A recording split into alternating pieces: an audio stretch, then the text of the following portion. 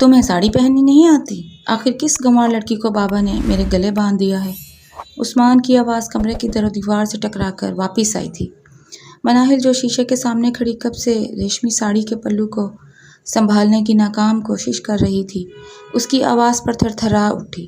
اس کے ہاتھ کپ کپا رہے تھے اور آنکھوں میں نمی تیرنے لگی تھی۔ عثمان بیڈ پر بیٹھا جھٹکے سے اٹھا اور اس کے قریب آیا۔ بولو، خاموش کیوں ہو؟ آج میرے بہترین دوست کی شادی کا فنکشن ہے اور تم نے ابھی تک یہ حلیہ بنا رکھا ہے۔ کیا وہاں جا کر میری جگہ ہنسائی کروانے کا ارادہ ہے؟ مناہل نے بمشکل اپنی ہمت جمع کی اور دھیمے لہجے میں بولی، عثمان، میں نے کبھی ساڑی نہیں پہنی۔ گاؤں میں ہم ہمیشہ سادہ کپڑے ہی پہنتے تھے، اس لیے مجھے اس کی سمجھ نہیں آ رہی۔ سمجھ نہیں آ رہی یا سمجھنا ہی نہیں چاہتی؟ عثمان نے طنزیہ ہنسی ہنستے ہوئے کہا۔ شہر آئی ہو تو تھوڑا رنگ ڈھنگ بھی سیکھ لیتی۔ بابا نے بھی کیا سوچ کر ایک ایسی لڑکی کو میری زندگی میں شامل کر دیا جسے یہ بھی نہیں معلوم کہ ایک بڑے فنکشن میں خود کو کیسے کیری کرنا ہے۔ مناہل کی گردن مزید جھک گئی۔ میں نے کوشش کی تھی پر یہ پلو بار بار گر رہا ہے۔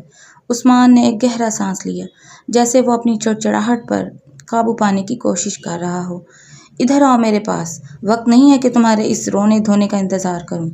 عثمان نے آگے بڑھ کر مناہل کے ہاتھ سے ساڑی کا وہ ریشمی کپڑا جھٹکے سے لیا۔ مناہل حیرت سے اسے دیکھنے لگی۔ کیا دیکھ رہی ہو؟ اب کیا میں تمہیں ساڑی پہننا سکھاؤں گا؟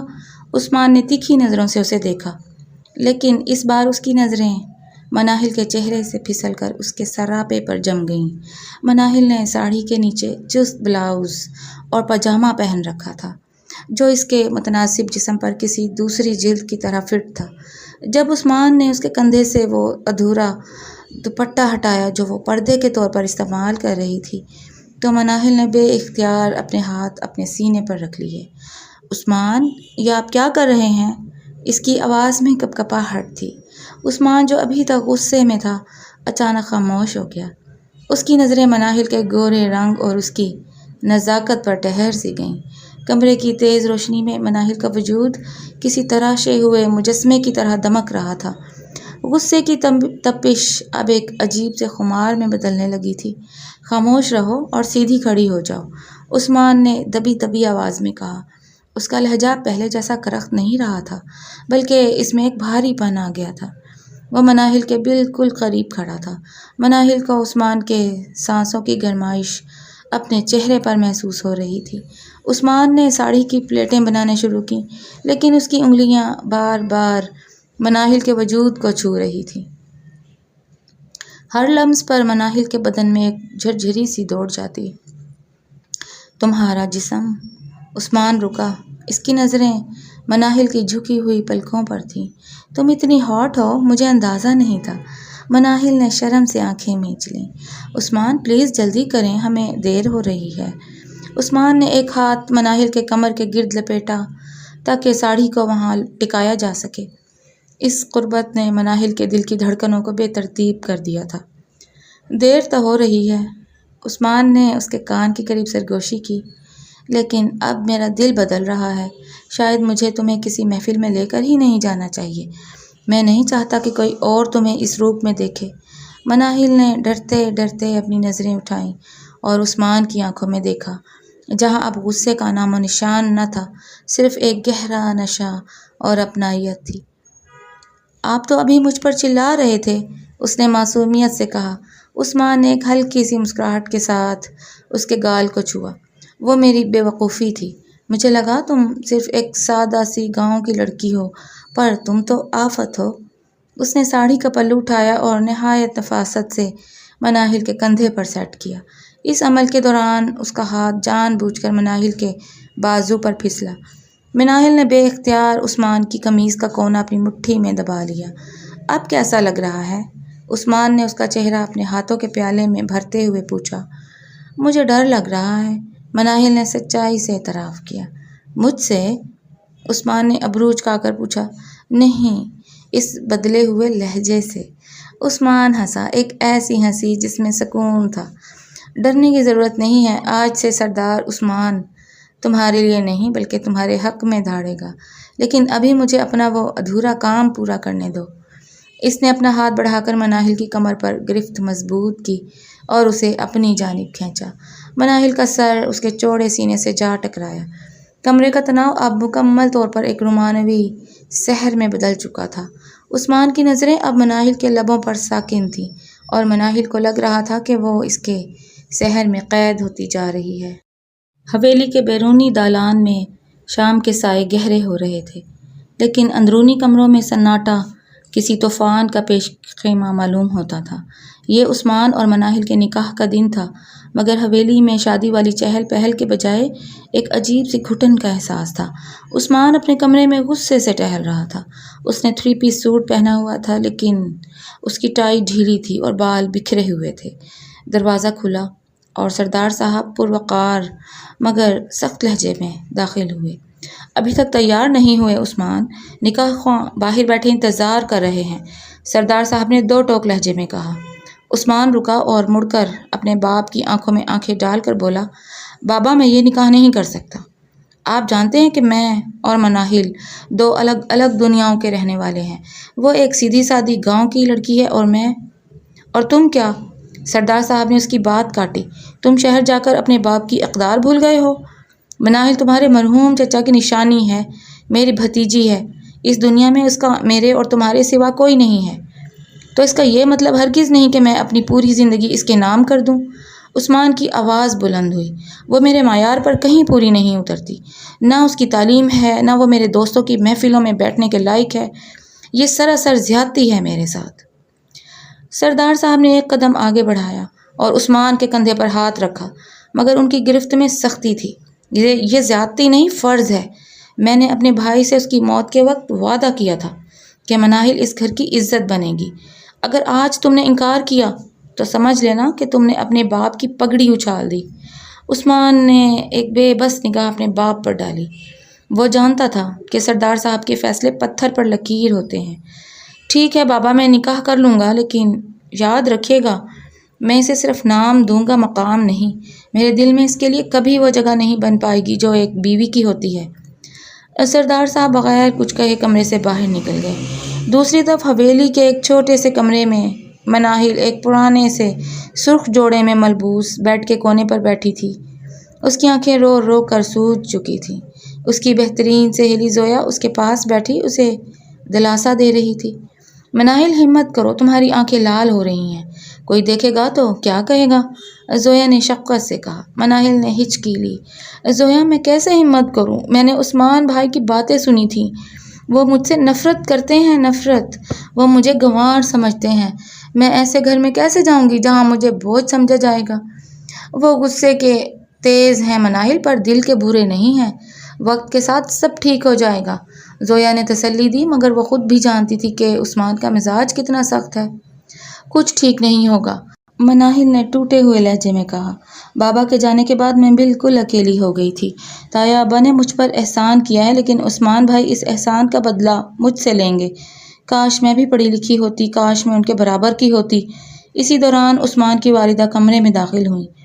ان کے چہرے پر ہمدردی تھی، لیکن وہ بھی بے بس تھیں۔ مناہل بیٹی، چلو، نکاح کا وقت ہو گیا ہے۔ مناہل نے لرزتے ہاتھوں سے اپنا دوپٹہ درست کیا اور بھاری قدموں کے ساتھ باہر کی طرف بڑھی۔ نکاح کا منظر انتہائی سادہ اور بوجھل تھا۔ عثمان ایک طرف بیٹھا تھا، اس کے چہرے پر ناگواری کے تاثرات واضح تھے۔ جب نکاح خواں نے اس سے پوچھا، کیا آپ کو مناہل بنت احمد سے نکاح قبول ہے؟ عثمان نے چند سیکنڈ کا وقفہ لیا۔ اس کی خاموشی مناہل کے دل پر آری کی طرح چل رہی تھی۔ آخر کار اس نے نہایت خشک لہجے میں کہا، قبول ہے۔ مناہل کی باری آئی تو اس کی آواز ہی نہیں نکل رہی تھی۔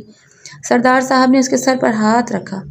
ایک سسکتی ہوئی آواز ابھری، قبول ہے۔ جیسے ہی نکاح مکمل ہوا، عثمان ایک لمحہ رکے بغیر وہاں سے اٹھ کر چلا گیا۔ اسے مبارکباد دینے والوں کی بھی پرواہ نہیں تھی۔ رات کے وقت جب مناہل کو عثمان کے کمرے میں لایا گیا تو وہ دروازے کے پاس ہی سہم کر کھڑی ہو گئی۔ عثمان بالکنی میں کھڑا سگریٹ پی رہا تھا۔ دھواں فضا میں بوجھل لہریں بنا رہا تھا۔ اس نے مڑ کر دیکھا بھی نہیں اور سرد لہجے میں بولا، سنو مناہل، یہ نکاح صرف میرے باپ کی ضد کا نتیجہ ہے۔ تم اس کمرے میں رہ سکتی ہو، اس گھر میں رہ سکتی ہو، لیکن مجھ سے کسی قسم کی امید مت رکھنا۔ میرے لیے تم وہی گنوار لڑکی ہو جو کل تک گاؤں کی گلیوں میں گھومتی تھی۔ مناہل کی آنکھوں سے ایک آنسو ٹپک کر اس کے سرخ جوڑے پر گرا۔ میں نے کبھی آپ سے کچھ نہیں مانگا عثمان بھائی۔ عثمان بھائی نہیں۔ عثمان نے پلٹ کر اسے تکھی نظروں سے دیکھا۔ اب میں تمہارا شوہر ہوں، چاہے یہ رشتہ مجھے کتنا ہی ناپسند کیوں نہ ہو۔ اور ہاں، شہر جانے کی تیاری کر لو، وہاں تمہیں میرے ڈھنگ سے رہنا ہوگا، ورنہ بہتر ہے کہ تم اسی کمرے تک محدود رہو۔ وہ جھٹکے سے کمرے سے باہر نکل گیا اور مناہل وہیں فرش پر بیٹھ کر اپنی قسمت پر رونے لگی۔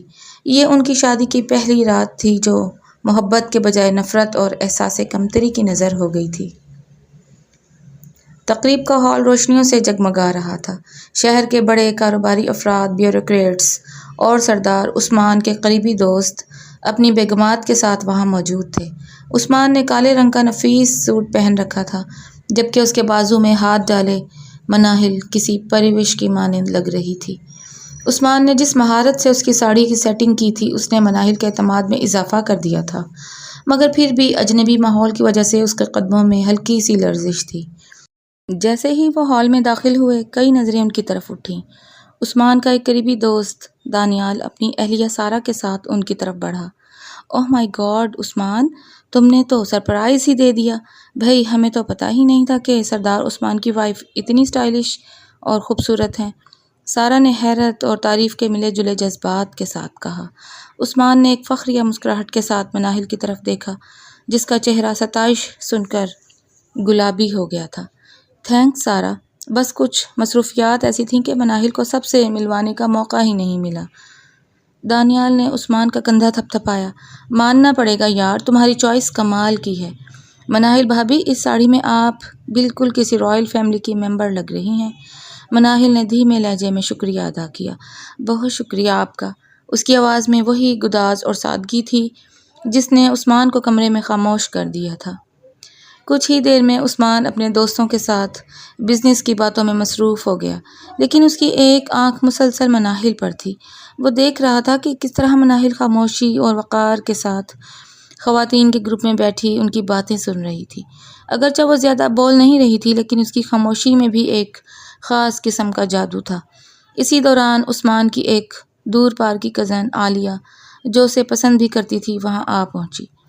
اس نے مناہل کو سر سے پاؤں تک تنقیدی نظروں سے دیکھا۔ ویسے مناہل، سنا ہے آپ کا تعلق کسی دور دراز گاؤں سے ہے؟ عالیہ نے زہریلے لہجے میں پوچھا۔ اتنی پرفیکٹ ساڑی پہننا آپ نے وہاں سیکھا یا عثمان نے کوئی ٹرینر ہائر کیا تھا؟ مناہل نے ایک لمحے کے لیے برا محسوس کیا، لیکن اس نے عثمان کے اس جملے کو یاد کیا جو اس نے کمرے میں کہا تھا کہ تم تو آفت ہو۔ اس نے ہمت جمع کی اور مسکرا کر جواب دیا، گاؤں میں ہم سادگی پسند ضرور ہیں عالیہ جی، لیکن سلیقہ تو مائیں بچپن میں ہی سکھا دیتی ہیں۔ باقی رہی ساڑی کی بات، تو یہ عثمان کی پسند تھی اور ان کی پسند کبھی غلط نہیں ہوتی۔ عثمان جو قریب ہی کھڑا یہ سب سن رہا تھا، اس کے دل میں مناہل کے لیے عزت کی ایک نئی لہر اٹھی۔ وہ تیز قدموں سے ان کے پاس آیا اور اپنا ہاتھ مناہل کے کندھے پر رکھ دیا۔ بالکل ٹھیک کہا مناہل نے، عثمان نے عالیہ کی آنکھوں میں آنکھیں ڈال کر کہا۔ عالیہ، تمہیں شاید معلوم نہیں، مناہل میں وہ نیچرل کلاس ہے جو مہنگے بیوٹی پارلرز اور برانڈ سے نہیں خریدی جا سکتی۔ عالیہ کا چہرہ اتر گیا اور وہ خاموشی سے وہاں سے کھسک گئی۔ عثمان نے مناہل کی طرف جھک کر سرگوشی کی۔ بہت خوب، مجھے امید نہیں تھی کہ تم اتنی جلدی شہر کے طور طریقے سیکھ جاؤ گی۔ مناہل نے معصومیت سے پوچھا، کیا میں نے کچھ غلط کہا؟ مجھے لگا وہ میرا مذاق اڑا رہی ہیں۔ عثمان نے اس کے ہاتھ کو تھوڑا سا دبایا۔ تم نے بالکل صحیح جواب دیا، اور سچ کہوں تو آج تمہاری اس سادگی نے ان سب کے مصنوعی چہروں کو مات دے دی ہے۔ تقریب کے دوران ایک ایسا وقت بھی آیا جب میوزک بجنے لگا۔ دانیال اور سارہ ڈانس فلور پر تھے۔ دانیال نے عثمان کو اشارہ کیا، کمان عثمان، بھابھی کے ساتھ فلور پر آؤ۔ مناہل گھبرا گئی۔ عثمان، نہیں، مجھے یہ سب نہیں آتا، لوگ کیا کہیں گے؟ عثمان نے اس کا ہاتھ تھاما اور اسے ڈانس فلور کی طرف لے جانے لگا۔ کوئی کچھ نہیں کہے گا، بس میرے قدموں کے ساتھ قدم ملاؤ، میں تمہیں گرنے نہیں دوں گا۔ ہال کی مدھم روشنیوں میں جب عثمان نے مناہل کی کمر پر ہاتھ رکھا اور اس کا دوسرا ہاتھ اپنے کندھے پر ٹکایا، تو مناہل کو لگا جیسے کائنات تھم گئی ہو۔ وہ دونوں ایک دوسرے کے بہت قریب تھے۔ مناہل کی سانسیں عثمان کے کوٹ کی خوشبو سے مہک رہی تھیں، تمہاری آنکھیں بہت کچھ کہتی ہیں مناہل، عثمان نے اس کی آنکھوں میں دیکھتے ہوئے دھیمے سے کہا۔ کمرے میں جو میں نے کہا تھا وہ غصہ تھا، اصل سچ یہ ہے کہ آج میں خود کو خوش قسمت محسوس کر رہا ہوں۔ مناہل نے اپنی پلکیں جھکا لیں۔ آپ نے مجھے گنوار کہا تھا عثمان صاحب، وہ بات اب بھی مجھے چبھتی ہے۔ عثمان نے اسے اپنے اور قریب کر لیا۔ وہ عثمان کوئی اور تھا، اب جو تمہارے سامنے ہے وہ تمہاری اس ساڑی کے پلو میں بندھ چکا ہے۔ کیا تم مجھے معاف نہیں کرو گی؟ مناہل کے لبوں پر ایک شرمیلی سی مسکراہٹ آئی۔ اس نے پہلی بار عثمان کے سینے پر اپنا سر ٹکایا۔ اس ایک لمحے نے اس کے درمیان موجود سالوں کی دوری اور احساس کمتری کو مٹا دیا تھا۔ پورا حال ان کے لیے اجنبی تھا، لیکن اس وقت وہ دونوں ایک دوسرے کے لیے سب سے زیادہ آشنا تھے۔ جب وہ ڈانس ختم کر کے واپس اپنی نشستوں کی طرف بڑھے تو ہر طرف سے تالیوں کی آواز آئی۔ عثمان کو احساس ہوا کہ جس لڑکی کو وہ اپنی جگ ہنسائی کا سبب سمجھ رہا تھا وہی آج اس کی فخر کی وجہ بن گئی تھی۔ یہ قربت ان کی زندگی کا ایک نیا موڑ ثابت ہوئی، جہاں نفرت کے سائے اب محبت کی دھوپ میں بدلنے لگے تھے۔ شادی کی تقریب سے واپسی کا سفر خاموش تھا۔ عثمان ڈرائیونگ سیٹ پر تھا اور بار بار سائیڈ مرر سے مناہل کا عکس دیکھ لیتا، جو تھکی ہوئی مگر پرسکون نظر آ رہی تھی۔ جیسے ہی گاڑی حویلی کے بڑے گیٹ سے داخل ہوئی، عثمان نے محسوس کیا کہ گھر کی روشنیاں ابھی تک جل رہی ہیں، جس کا مطلب تھا کہ کوئی ان کا انتظار کر رہا ہے۔ وہ جیسے ہی لاؤنج میں داخل ہوئے، سامنے صوفے پر عثمان کی کزن نیلم اپنی ماں کے ساتھ بیٹھی تھی۔ نیلم وہی لڑکی تھی جس کی عثمان سے شادی کی باتیں بچپن سے چل رہی تھیں، مگر سردار صاحب کے ایک فیصلے نے اسے ہمیشہ کے لیے عثمان سے دور کر دیا تھا۔ اوہ، تو شہزادہ اور شہزادی واپس آ گئے، نیلم نے طنزیہ لہجے میں کہا اور اٹھ کر ان کے قریب آئی۔ اس کی نظریں مناہل کی ساڑھی پر ٹکی ہوئی تھیں۔ عثمان نے سرد مہری سے اسے دیکھا۔ نیلم، تم اتنی رات گئے یہاں کیا کر رہی ہو؟ نیلم نے ایک مصنوعی ہنسی ہنسی۔ بس خالہ جان کی طبیعت کچھ ناساز تھی تو امی کے ساتھ آ گئی، پر یہاں تو رونقیں ہی کچھ اور ہیں۔ کیوں مناہل، آج تو تم نے بہت بڑا تیر مارا ہے۔ سنا ہے کسی بڑے فنکشن میں گئی تھی اس حلیے میں؟ اس نے مناہل کی ساڑھی کی طرف اشارہ کیا جیسے وہ کوئی عجوبہ ہو۔ مناہل نے جواب دینے کے لیے لب کھولے ہی تھے کہ نیلم کی ماں بول پڑیں، بیٹا گاؤں کی لڑکیاں چاہے کتنے ہی مہنگے کپڑے پہن لیں، ان کے ڈھنگ نہیں بدلتے۔ عثمان، تمہیں تو کم از کم اپنی عزت کا خیال رکھنا چاہیے تھا۔ اسے وہاں لے کر گئے، کسی نے اس کے خاندان یا تعلیم کا پوچھ لیا ہوتا تو تمہارا سر شرم سے جھک جاتا۔ مناہل کا چہرہ جو ابھی تھوڑی دیر پہلے خوشی سے دمک رہا تھا ایک دم مرجھا گیا۔ اس کے ہاتھ بے اختیار اپنی ساڑھی کے پلو کو مسلنے لگے۔ اسے پھر سے اپنی کم آئیگی کا احساس ہونے لگا۔ خالہ جان بس کریں، عثمان کی آواز دھیمی مگر خطرناک حد تک سپاٹ تھی۔ نیلم نے بات کو مزید بڑھایا، نہیں عثمان، امی صحیح تو کہہ رہی ہیں۔ دیکھو تو اسے، ساڑھی تو پہن لی ہے پر ایسا لگ رہا ہے جیسے کسی ڈرامے کا کاسٹیوم پہنا ہو۔ مناہل سچ بتاؤ، وہاں کسی نے تم سے بات کرنے کی ہمت بھی کی یا سب تمہاری سادگی پر ہنس رہے تھے؟ ویسے بھی ایک ان پڑھ لڑکی سے کوئی شہر کا پڑھا لکھا انسان کیا بات کرے گا؟ مناہل کی آنکھوں میں آنسو بھر آئے۔ کچھ کہنے کی کوشش میں اس کے لب پھڑپھڑا کر رہ گئے۔ وہ خاموشی سے مڑی اور اپنے کمرے کی طرف جانے لگی کہ عثمان کے ہاتھ نے اس کی کلائی پکڑ لی۔ رک جاؤ مناہل۔ عثمان کا لہجہ اب گرجدار ہو چکا تھا۔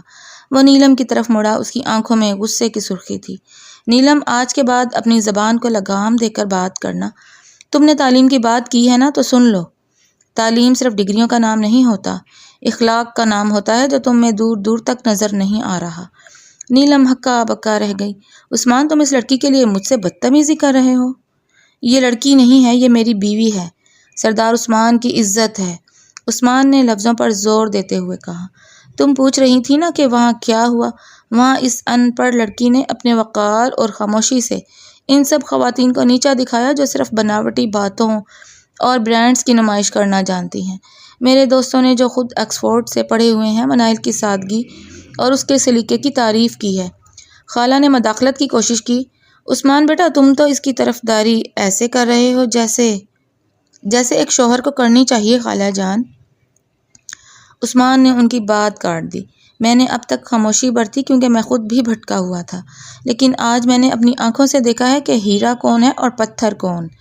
مناہل کو شہر کے طور طریقے سیکھنے کی ضرورت نہیں ہے، بلکہ اس شہر کو مناہل جیسی سادگی اور خلوص سیکھنے کی ضرورت ہے۔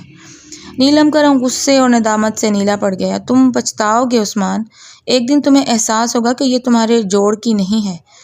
میرا جوڑ اللہ نے بنا دیا ہے اور میں اس پر بہت خوش ہوں۔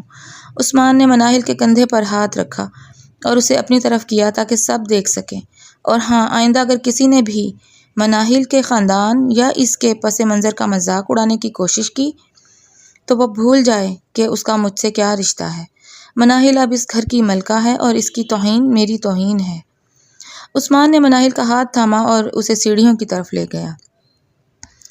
مناہل نے مڑ کر ایک بار نیلم کی طرف دیکھا جس کی آنکھوں میں شکست صاف لکھی تھی۔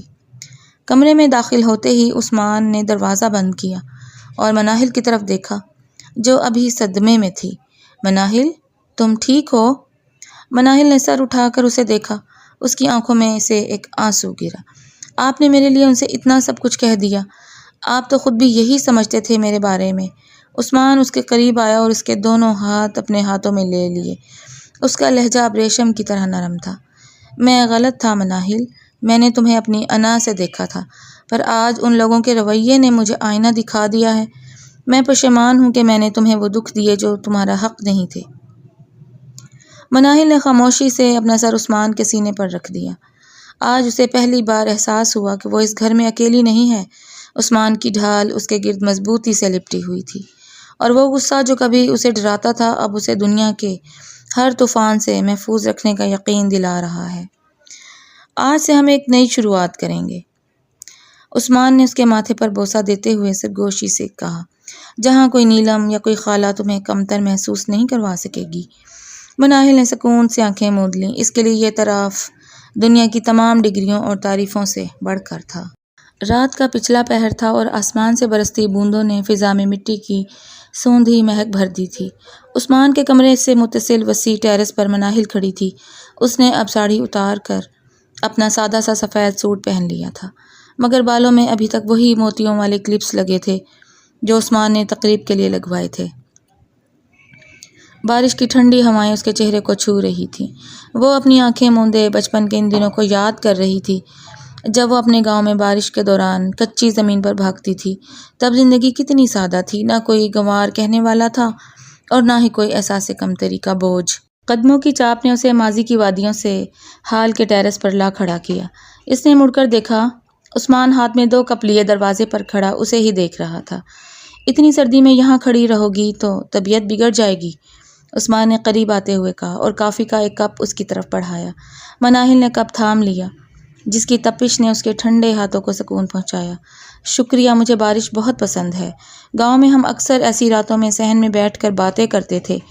عثمان اس کے برابر ریلنگ کے پاس کھڑا ہو گیا۔ تم اکثر گاؤں کو یاد کرتی ہو نا؟ مناہل نے ایک لمبی سانس لی۔ وہاں سب کچھ اپنا سا تھا عثمان صاحب، یہاں تو دیواریں بھی پرائی لگتی ہیں۔ عثمان نے کافی کا گھونٹ بھرا اور پھر گہری نظروں سے مناہل کو دیکھا۔ آج کے بعد ایسا نہیں ہوگا۔ میں نے تمہیں بہت دکھ دیے ہیں، شاید اس لیے تمہیں یہ گھر اپنا نہیں لگتا، لیکن کیا اب بھی تم مجھے عثمان صاحب کہو گی؟ مناہل نے تھوڑا شرماتے ہوئے نظریں جھکائیں۔ تو اور کیا کہوں؟ عثمان تھوڑا اور قریب ہوا، یہاں تک کہ اس کے کندھے مناہل سے چھو رہے تھے۔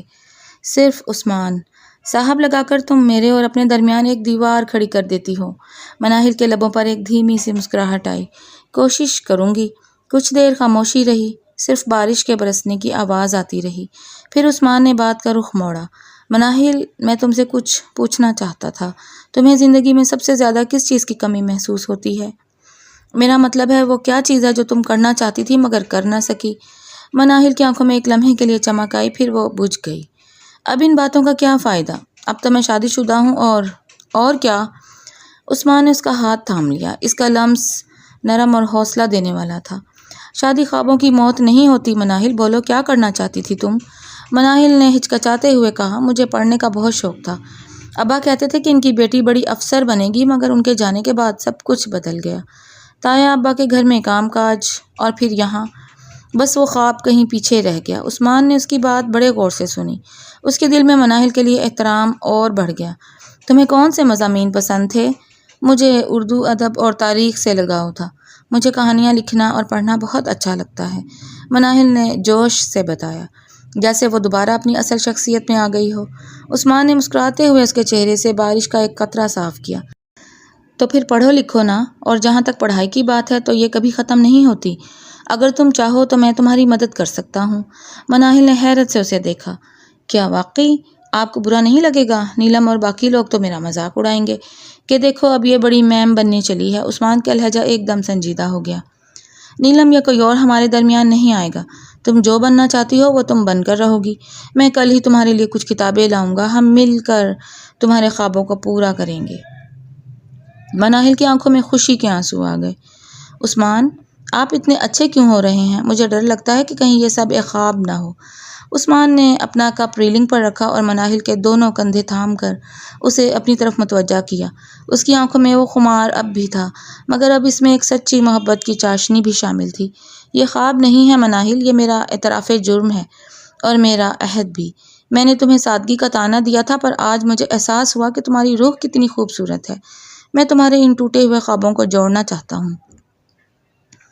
بارش کی بوندیں اب تیز ہو رہی تھیں، مگر ان دونوں کو اس کی پرواہ نہیں تھی۔ عثمان نے دھیرے سے مناہل کا چہرہ اپنے قریب کیا۔ اس کی سانسیں مناہل کی پیشانی کو چھو رہی تھیں۔ تم صرف ایک بیوی نہیں ہو، تم میرا مان ہو مناہل۔ مناہل نے پہلی بار ہمت کر کے عثمان کے سینے پر اپنے ہاتھ رکھے اور اس کی قمیض کو مضبوطی سے تھام لیا۔ میں نے کبھی نہیں سوچا تھا کہ آپ مجھے اتنی عزت دیں گے۔ عزت تو تمہارا حق ہے، میں تو صرف وہ حق ادا کرنے کی کوشش کر رہا ہوں۔ عثمان نے سرگوشی کی اور اس کے ماتھے پر ایک طویل اور پرسکون بوسہ ثبت کیا۔ اس محبت بھرے لمحات کی بارش گواہ تھی کہ سردار عثمان کا غرور مکمل طور پر ٹوٹ چکا تھا اور اس کی جگہ ایک ایسی محبت نے لے لی تھی جو طبقوں اور تعلیم کے محتاج نہیں تھی۔ مناہل کو پہلی بار اس بڑے شہر اور اس بڑی حویلی میں اپنا وجود معتبر محسوس ہو رہا تھا۔ وہ دونوں دیر تک وہیں بارش میں بھیگتے رہے، ایک دوسرے کے قریب، ایک دوسرے کی دھڑکنیں سنتے ہوئے، جہاں اب کوئی گلہ نہیں تھا، صرف ایک انکہی سی وفا کا وعدہ تھا۔ عثمان نے اپنا وعدہ نبھاتے ہوئے کمرے کے ایک گوشے کو مناہل کے لیے ایک چھوٹی سی لائبریری میں بدل دیا تھا۔ ایک خوبصورت سا اخروٹ کی لکڑی کا اسٹڈی ٹیبل، جس پر دھیرے سے چلتا ہوا ٹیبل لیمپ اور ڈھیروں کتابیں رکھی تھیں۔ مناہل سفید لباس پہنے، سر پر دوپٹہ جمائے، بڑی توجہ سے ایک کتاب کے صفحات پلٹ رہی تھی۔ اس کی آنکھوں پر لگے باریک فریم کے چشمے نے اس کی معصومیت میں ایک وقار بھر دیا تھا۔ عثمان آفس سے واپس آیا تو کمرے کا یہ پرسکون منظر دیکھ کر اس کے قدم وہیں تھم گئے۔ وہ کچھ دیر خاموشی سے اسے دیکھتا رہا، پھر دھیرے سے اس کے پیچھے آ کر کھڑا ہو گیا۔ آج کل تو میری بیوی کو کتابوں سے اتنی محبت ہو گئی ہے کہ شوہر کے آنے کی خبر بھی نہیں ہوتی، عثمان نے شرارت بھرے لہجے میں کہا۔ مناہل چونک کر پیچھے مڑی اور جلدی سے کھڑی ہو گئی۔ اوہ عثمان، آپ کب آئے؟ معاف کیجیے گا، میں بس اس کہانی میں کھو گئی تھی۔ عثمان نے اس کے ہاتھ سے کتاب لی اور ٹائٹل دیکھا، اردو ادب کے شاہکار۔ تو کیا اب میں یہ سمجھوں کہ سردار عثمان کی بیگم صاحبہ اب صرف اردو میں ہی بات کریں گی؟ مناہل نے مسکراتے ہوئے اس کا کوٹ تھاما۔ آپ میرا مذاق اڑا رہے ہیں نا؟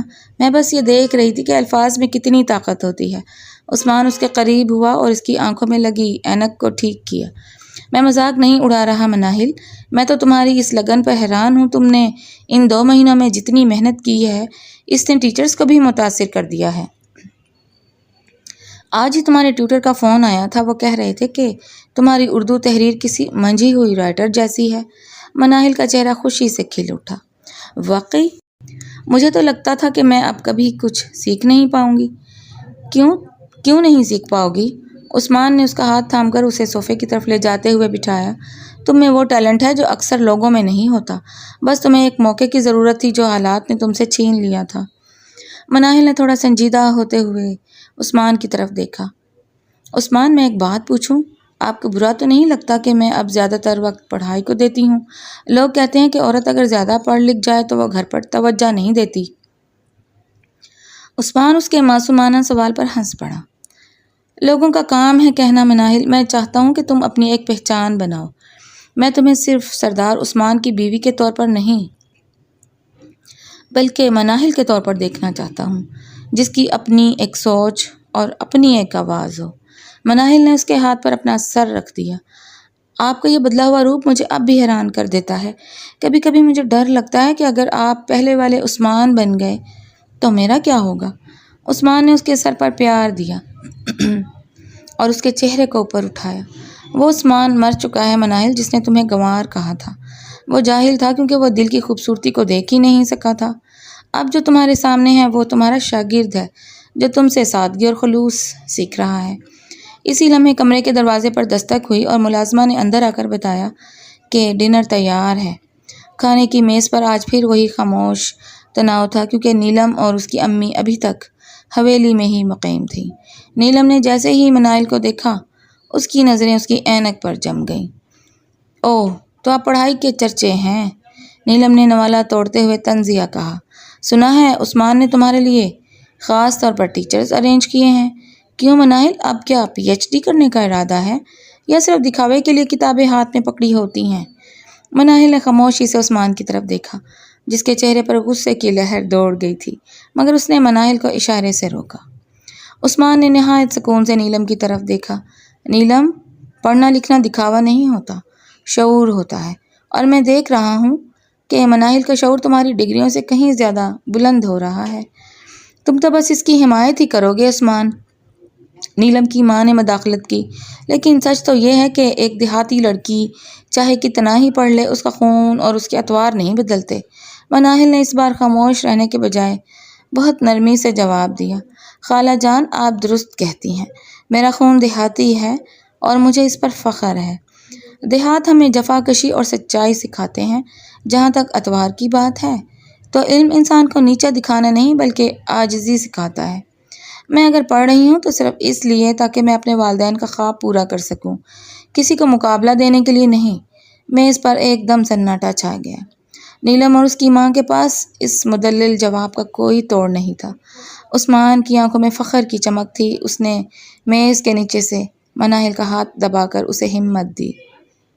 کھانے کے بعد جب وہ دونوں دوبارہ اپنے کمرے میں آئے تو عثمان نے مناہل کو پیچھے سے اپنی باہوں میں بھر لیا۔ آج تو تم نے کمال کر دیا، وہ لاجواب ہو گئی تھیں۔ مناہل نے مسکراتے ہوئے اس کی طرف دیکھا۔ یہ سب آپ کی وجہ سے ہے، آپ نے مجھے بولنا سکھایا ہے۔ نہیں مناہل، عثمان نے اس کی آنکھوں میں جھانکتے ہوئے کہا، تم میں یہ سب پہلے سے تھا، میں نے تو بس تمہارے اندر چھپے اس ہیرے کو پہچانا ہے۔ اب تمہاری تعلیم کا اگلا مرحلہ شروع ہوگا۔ میں نے تمہارا ایڈمیشن شہر کے سب سے بڑے پرائیویٹ کالج میں کروا دیا ہے۔ کل سے تمہاری باقاعدہ کلاسز شروع ہوں گی۔ مناہل کی آنکھیں حیرت سے پھیل گئیں۔ کالج؟ کیا میں وہاں جا پاؤں گی؟ سب لڑکیاں وہاں بہت ماڈرن ہوں گی۔ عثمان نے اسے اپنے قریب کر لیا۔ تم کسی سے کم نہیں ہو، اور یاد رکھنا، ماڈرن ہونا کپڑوں سے نہیں سوچ سے ہوتا ہے۔ تم اپنی سادگی اور اپنے علم کے ساتھ وہاں جاؤ گی، اور مجھے یقین ہے کہ تم وہاں بھی سب کا دل جیت لو گی۔ اس رات مناہل کو دیر تک نیند نہیں آئی۔ وہ اپنی کتابوں کو دیکھتی رہی اور سوچتی رہی کہ کس طرح اس کے شوہر نے اس کی زندگی کے اندھیروں کو علم کی روشنی سے بھر دیا تھا۔ عثمان نے نہ صرف اسے اپنایا تھا بلکہ اسے اس کا کھویا ہوا مقام بھی واپس دلایا تھا۔ ان کے درمیان موجود دیوار مکمل طور پر گر چکی تھی اور اس کی جگہ ایک ایسا رشتہ بن چکا تھا جہاں دونوں ایک دوسرے کے سہارے آگے بڑھ رہے تھے۔ عثمان کے قربت میں اسے وہ تحفظ محسوس ہو رہا تھا جو اسے آج سے پہلے کبھی نہیں ملا تھا۔ آج عثمان اپنے آفس سے معمول سے پہلے لوٹ آیا تھا۔ اس کے چہرے پر تھکن کے ساتھ ساتھ ایک بے چینی سی تھی۔ وہ جیسے ہی لاؤنج میں پہنچا، اسے نیلم وہاں کھڑی ملی، جس کے چہرے پر ایک فاتحانہ مسکراہٹ تھی۔ بڑی جلدی آ گئے عثمان؟ نیلم نے پتے کھیلتے ہوئے پوچھا۔ شاید تمہیں بھی اس خبر کا انتظار تھا جو اب اس حویلی کی دیواروں میں گونج رہی ہے۔ عثمان نے ناگواری سے اسے دیکھا۔ نیلم، میرے پاس تمہاری پہیلیوں کا وقت نہیں ہے۔ مناہل کہاں ہے؟ مناہل؟ وہ تو اپنے خوابوں کی دنیا میں ہے۔ نیلم نے صوفے پر پڑے ایک لفافے کی طرف اشارہ کیا۔ تم تو اسے پڑھا لکھا کر شہزادی بنانا چاہتے تھے، پر شاید تم نے یہ نہیں دیکھا کہ علم کے ساتھ ساتھ اس نے کچھ اور بھی سیکھ لیا ہے۔ عثمان نے جھک کر وہ لفافہ اٹھایا۔ اس میں مناہل کی کچھ ڈائری کے صفحات اور کچھ تصاویر تھیں جو کالج کے لان میں لی گئی تھیں۔ تصاویر میں وہ اپنے ایک کلاس فیلو کے ساتھ بیٹھی بہت سنجیدگی سے کچھ ڈسکس کر رہی تھی، مگر تصاویر کو اس زاویے سے کھینچا گیا تھا کہ وہ ایک قریبی گفتگو معلوم ہو رہی تھی۔ یہ کیا ہے؟ عثمان کی آواز میں تھر تھراہٹ تھی۔ یہ وہ سچائی ہے جسے تم دیکھنا نہیں چاہتے تھے۔ نیلم اس کے قریب آئی اور زہریلے لہجے میں بولی، جسے تم سادگی کی مورت سمجھتے ہو وہ شہر جا کر بدل چکی ہے۔ یہ خطوط دیکھو جو اس نے اس لڑکے کے لیے لکھے ہیں۔ وہ لکھتی ہے کہ اس گھر میں میرا دم گھٹتا ہے، کاش میں آزاد ہوتی۔ عثمان نے وہ تحریر دیکھی۔ لکھائی تو بالکل مناہل جیسی تھی۔ عثمان کا دماغ گھوم گیا۔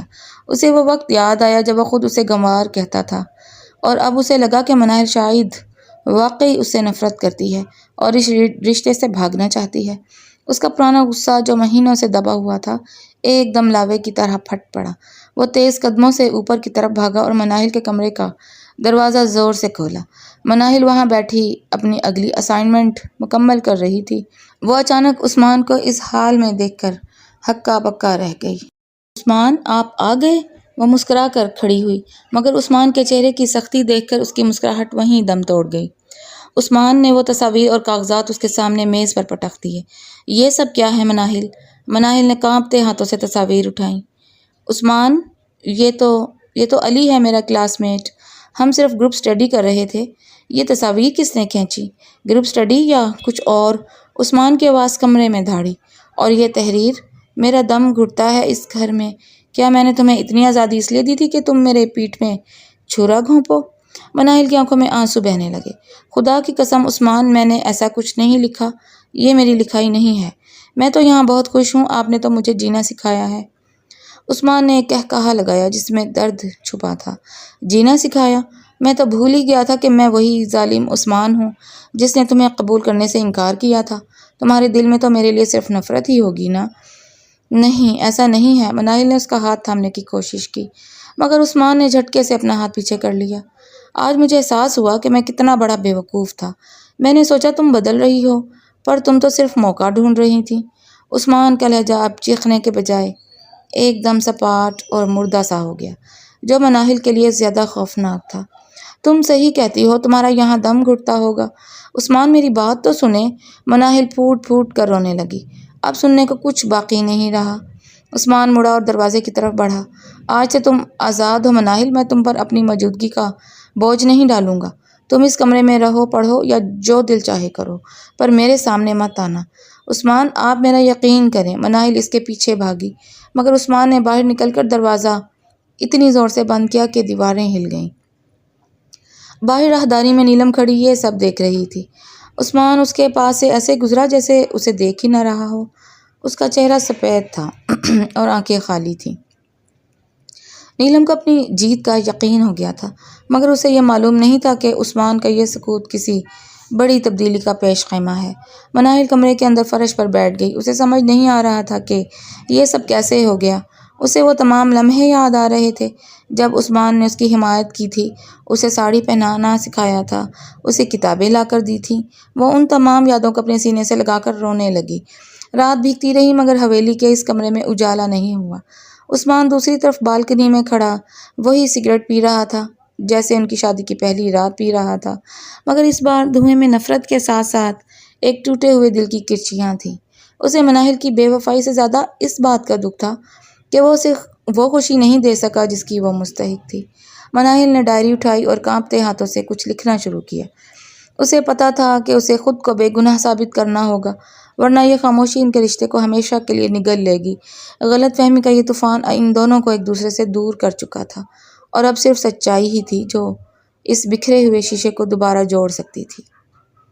حویلی کی فضا کئی روز سے بوجھل تھی۔ عثمان اور مناہل کے درمیان بول چال مکمل طور پر بند تھی، لیکن اب مناہل نے ٹھان لی تھی کہ وہ اس سازش کو بے نقاب کر کے رہے گی جو ان کی خوشیوں کو گرہن لگا رہی تھی۔ ایک شام جب عثمان اپنے اسٹڈی روم میں بیٹھا فائلوں میں الجھنے کی ناکام کوشش کر رہا تھا، دروازے پر دستک ہوئی۔ اس نے سر اٹھا کر دیکھا تو مناہل سامنے کھڑی تھی۔ اس کے چہرے پر وہ ڈر نہیں تھا جو اکثر رہتا تھا، بلکہ ایک عجیب سا سکون اور وقار تھا۔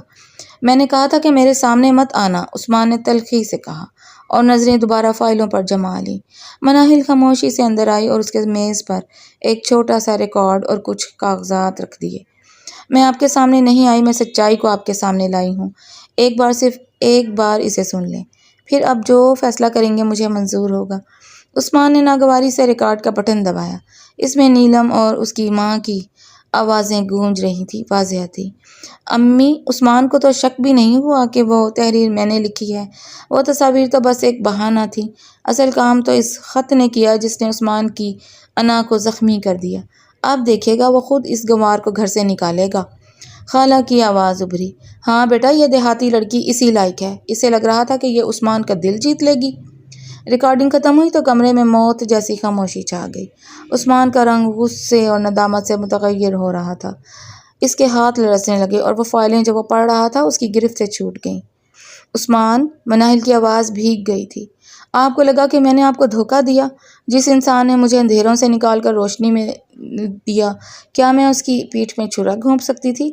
عثمان دھیرے سے اپنی کرسی سے اٹھا اور مناہل کے سامنے آ کر کھڑا ہو گیا۔ اس کی آنکھوں میں پچھتاوے کے آنسو تھے۔ مناہل، میں کتنا بڑا بے وقوف ہوں، میں نے پھر وہی غلطی کی، میں نے پھر تمہارے خلوص پر شک کیا۔ نہیں عثمان، آپ کی غلطی نہیں تھی۔ مناہل نے اس کے ہاتھوں کو تھام لیا۔ سازش اتنی گہری تھی کہ کوئی بھی بہک سکتا تھا، لیکن مجھے دکھ اس بات کا تھا کہ آپ نے مجھ سے ایک بار پوچھا تک نہیں کہ کیا یہ سچ ہے۔ عثمان نے ایک دم مناہل کو اپنی باہوں میں بھر لیا۔ مجھے معاف کر دو مناہل، میں تمہارے لائق نہیں ہوں۔ میں نے تمہیں ہمیشہ کمزور سمجھا، لیکن آج تم نے ثابت کر دیا کہ تم مجھ سے کہیں زیادہ مضبوط اور سمجھدار ہو۔ اس وقت لاؤنج میں شور سنائی دیا۔ عثمان مناہل کا ہاتھ تھامے نیچے اترا۔ سامنے نیلم اور اس کی ماں اپنا سامان سمیٹ رہی تھیں۔ شاید انہیں اندازہ ہو گیا تھا کہ ان کا پول کھل چکا ہے۔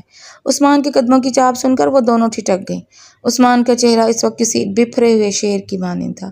نیلم، میں نے تمہیں اپنی بہنوں کی طرح سمجھا تھا۔ عثمان کی آواز میں دہکتا ہوا غصہ تھا۔ لیکن تم نے جس طرح میری بیوی کی عزت اور ہمارے رشتے پر حملہ کیا ہے، اس کے بعد تمہارے لیے اس گھر میں کوئی جگہ نہیں ہے۔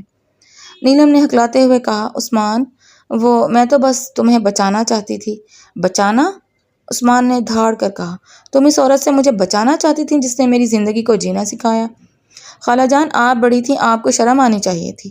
آج اسی وقت آپ دونوں یہاں سے نکل جائیں اور یاد رکھیے گا، سردار عثمان اب کسی سازش کا شکار نہیں ہوگا۔ نیلم اور اس کی ماں بغیر کوئی لفظ کہے شرمندگی کے عالم میں حویلی سے رخصت ہو گئیں۔ ان کے جانے کے بعد جیسے حویلی کی گھٹن دور ہو گئی ہو۔ عثمان مڑا اور مناہل کی طرف دیکھا، جو خاموشی سے یہ سب دیکھ رہی تھی۔ عثمان نے سب کے سامنے حویلی کے ملازمین اور باقی گھر والوں کی موجودگی میں مناہل کے سامنے اپنے ہاتھ جوڑ لیے۔ مناہل، آج میں سب کے سامنے تم سے معافی مانگتا ہوں، اس دن کے لیے بھی جب میں نے تمہیں گنوار کہا تھا، اور آج کے لیے بھی جب میں نے تمہارے کردار پر شک کیا۔ کیا تم اس بدتمیز اور جاہل عثمان کو ایک آخری موقع دو گی؟ مناہل کی آنکھوں سے خوشی کے آنسو چھلک پڑے۔ اس نے آگے بڑھ کر عثمان کے ہاتھ نیچے کیے اور مسکرا کر بولی، میں نے آپ کو معاف کیا۔ رات کی خاموشی میں وہ دونوں ایک بار پھر اسی ٹیرس پر کھڑے تھے جہاں سے ان کی محبت کا سفر شروع ہوا تھا۔ آسمان صاف تھا اور چاندنی ان کے چہروں پر پڑ رہی تھی۔ عثمان نے مناہل کے کندھے پر شال رکھی اور اسے اپنے قریب کر لیا۔ تمہیں پتہ ہے مناہل، آج مجھے احساس ہوا کہ تعلیم صرف کتابوں میں نہیں ہوتی۔ تم نے جس صبر اور وقار سے اپنی بے گناہی ثابت کی، اس نے مجھے بہت کچھ سکھا دیا ہے۔ مناہل نے عثمان کے سینے پر سر ٹکاتے ہوئے کہا، اور مجھے یہ سکھایا کہ رشتوں میں بھروسہ سب سے بڑی طاقت ہے۔ عثمان نے اس کے ماتھے پر بوسہ دیا اور سرگوشی کی۔ اب کوئی غلط فہمی، کوئی نیلم اور کوئی صاحب ہمارے درمیان نہیں آئے گا۔ اب صرف تم ہو اور میں، اور ہاں، کل تمہارا رزلٹ آنے والا ہے نا؟ مناہل نے چمکتی آنکھوں سے دیکھا۔ جی، آپ کو یاد ہے؟ کیسے بھول سکتا ہوں؟ عثمان مسکرایا۔ میں نے تمہارے لیے ایک سرپرائز پلان کیا ہے۔ تمہارے والدین کا وہ خواب جو تم نے دیکھا تھا، اسے پورا کرنے کی ذمہ داری اب میری ہے۔ مناہل نے عثمان کی قمیض کو مضبوطی سے تھام لیا۔ اسے اب اپنی منزل بہت قریب نظر آ رہی تھی۔